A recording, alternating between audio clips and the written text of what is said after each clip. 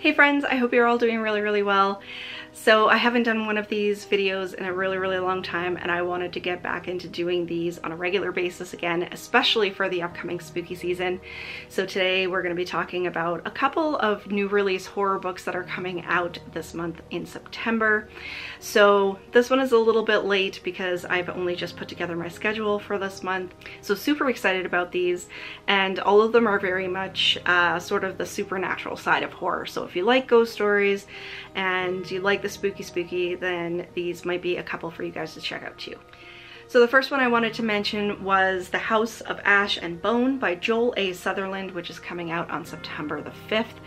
And here we follow a 17-year-old girl named Josephine Jagger, and she is a very gifted writer. She's really super smart, and she also has some strange abilities, and we're not really sure entirely what these abilities are, but it sounds like Josephine can connect with ghosts. She's an empath, psychic, whatever you want to call it. So her parents, of course, move into this old house, and Josephine, for the first time in her life, is unable to control or unable to block out her interactions with the spirit world. And moving into an old house, of course, she's going to start having interactions there.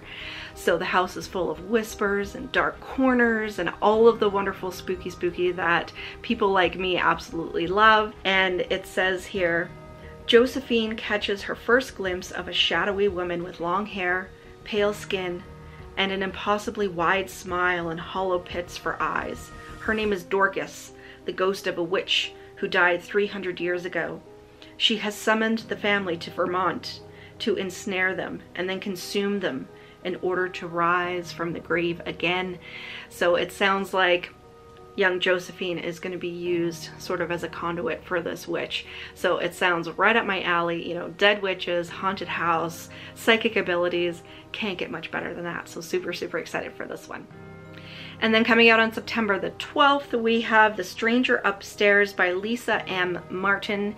And this follows a therapist and self-help writer, Sarah Slade.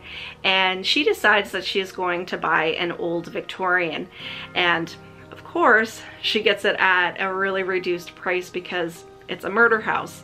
So she decides that she's going to bring in construction workers and do all kinds of renovations on this old Victorian to get it up to living standards. And, you know, she's trying to patch up the relationship with her husband and all of this sort of thing. She wants to be in an area where she, you know, has friendly neighbors and is able to have those interactions and everything as well. But of course, nothing seems to be going right. So it says, with every passing moment, Sarah's life spirals further out of control, and with it, her sense of reality. But as she peels back the curling wallpaper and discovers the house's secrets, she realizes that the deadly legacy of Blackwood House has only just begun. So that sounds fantastic to me. I grew up in an old haunted Victorian, and I know anytime that anybody does renovations on an old house, it's gonna stir up all kinds of bad stuff. So this one sounds super good to me. So again, that is The Stranger Upstairs by Lisa M. Martin, and it comes out on September the 12th. And next up on the list is The Black Lord by Colin Hinkley, which is also out on September the 12th. And I'm going to read you the synopsis directly because it has everything wound up into a nice little package, and I don't want to butcher it. So it says that Eddie's parents may be arguing about the disappearance of his infant brother Danny, but Eddie is facing a terror all his own. There's a strange figure outside that claims that Danny is safe, and all Eddie has to do to get his brother back is open the window. Eddie's father is filled with guilt over his relationship with his own brother.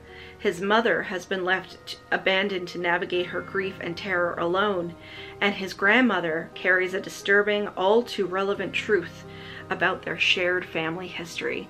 So this one sounds like it's just full of grief and family interactions. And although I don't like a whole lot of family drama when it deals with this kind of stuff and how people get through grieving and all of that sort of thing, it sounds super good to me. It actually reminds me a lot of A Cosmology of Monsters, which I read a couple of years ago. I don't know why that one is sticking in my head when I'm reading the synopsis of this, but it sounds super good.